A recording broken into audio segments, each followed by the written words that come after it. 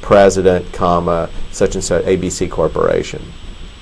That means that you're signing, you're making a representation as an officer, not as yourself individually. This may seem like a detail to you, and I'm sure to some of you this is very, very obvious, but I know to all of you it's not very obvious. And it's a critical factor if you create a corporation. It's pointless if you have the entity in place and you fail to sign your documents accordingly. That means also you need corporate resolutions for certain types of activities. For extraordinary activities, and these will be spelled out in your articles of incorporation and your bylaws. And I'm not. This is really not a time for me to explain in detail what those documents do. But when you create a corporation, you do it through your Secretary of State in your state, and there are forms that you submit. Then you'll get your certificate of incorporation from your state. But those provide certain operating rules, a sort of constitution, so to speak, by which you're to be governed.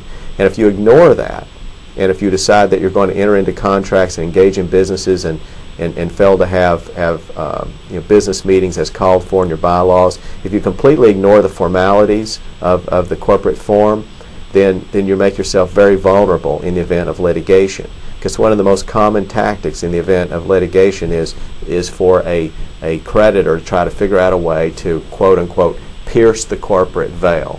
And that's a very common phrase because it's commonly a tactic in litigation against corporations. Certainly if a creditor can get past a corporation that might have relatively few assets to the individuals behind it who are very concerned about their homes and the other personal assets they own, they realize there may be a much higher probability of collection. So all creditors will commonly look to the possibilities of a piercing of the corporate veil. In other words, to look past the corporation. Well, how does that happen? It happens when somebody has become sloppy, who has incorporated a business and who operates a business through that entity, where they choose to ignore it, where they treat it as themselves. Another phrase that's commonly used in litigation of this nature is an alter ego. If you simply ignore the fact that this is an entity and you put your personal funds in there when you want, you pull them out when you want, you buy groceries through that entity, you don't structure money that you take out that's not salary formally in the nature of a loan, for example. That's the proper way to do it. If this is in fact an entity separate from you, ignore the fact that you own all of it. What's important is how should you deal with this entity to reflect this transaction. And if you treat it as if it doesn't exist, then the judge may very well treat it as if it doesn't exist, which means it's of no value to you in the event this litigation comes down the pike. So on the one hand, I'm telling you that corporate forms are wonderful, they're useful, whether you do the C Corp or the S Corp, but I'm telling you that if you ignore the details of your operation and you don't follow your articles of incorporation and your bylaws to the letter, then you may lose all the potential advantages you would have.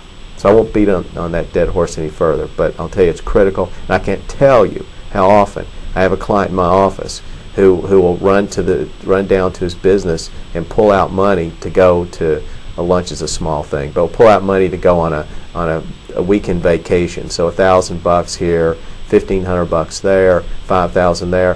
Furthermore, it's a mess for purposes of accounting, both in divorce and outside divorce.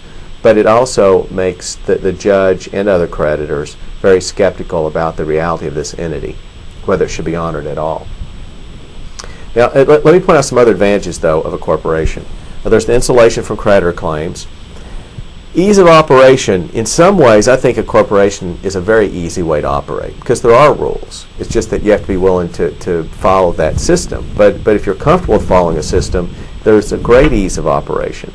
The cost, a little greater cost of operating the corporate form, but one could argue perhaps not in the long run. Effects on fair market value, it's a wonderful way to build a business so that you can transfer it without any diminution in value due to uncertainty or risk regarding the business. Some of those things we've talked about already. Continuity of existence. A corporation can go on forever. And as a matter of fact, many bylaws or articles of incorporation provide for perpetual existence. And that's good for purposes of transferring to others inter vivos, meaning during your life, as well as succession at your death and the death of subsequent generations. Ease of transfer, wonderful ease of transfer. I mean, in terms of just the logistics, you have a stock certificate and you transfer the stock certificate. Relationship to control, we talked about that. I think that a corporation has a whole lot of things to be said for it, and I think as long as you follow the business or the business obligations you would have with that entity in terms of record keeping, administrative, and other things, I think that it can be great. Now, are there any disadvantages of a corporation that we might consider other than those that we've mentioned? We talked about some tax disadvantages. Corporations, keep in mind, are helpful in one direction and not arguably in others. By that I mean a corporation is formed to protect you personally, the things you own outside the corporation, from creditors who originate within the corporation, those related to the business. So it's of no help coming from the opposite direction, which means, what if you incur obligations personally, and this creditor wants to get at the value of your business? Is that possible? Does a corporation protect your business from someone who's suing you individually? Maybe it's a car accident, for example. And I have to tell you that it does not. Many people would think, well, gee, it's in a corporation. But the point is, you own the shares. So there's these documents that represent ownership of this entity, and you own them. So it's an asset. It's like your bank account. It's like your real estate, your deed to your house. Well, similarly, you have these stock certificates, and they represent ownership of the corporation. So someone can sue for the value of those, and if they get those, then whether they liquidate the corporation or they transfer it as an entity, it's a different matter. But the bottom line is, it's vulnerable to creditors. Now, you might say, well, gee, what entity would be useful that might protect you personally, protect your business assets from what may go on personally? Believe it or not, there is an answer to that. Okay, I think with that point, though, what I'll do is stop. And I'll pick up next week with what might be the solution to that scenario. I know that this is a bit of a complicated discussion for some of you. On the other hand, for some of you, you're yawning and thinking, I knew all this. Well, I think as we go along here, you'll find there's lots of new things that you didn't know if you're that second person. And the first person, it gets more understandable as we cover it from front to back. So you'll find that once we get through all of these and then sort of do an overhead review, then this will come together in a way that it may not right now. But I want to quickly get to what I think are the better options. And while I've said some good things about the sole proprietorship, I didn't say many good things. The general partnership, again, there's some things to be said for it, but not much. And I've really pointed out the advantages, potentially, of a corporation and a sub-S. Now I want to move to the options that, in my judgment, are typically the best among those advantages that are available to you. But I'm going to wait and discuss those next week.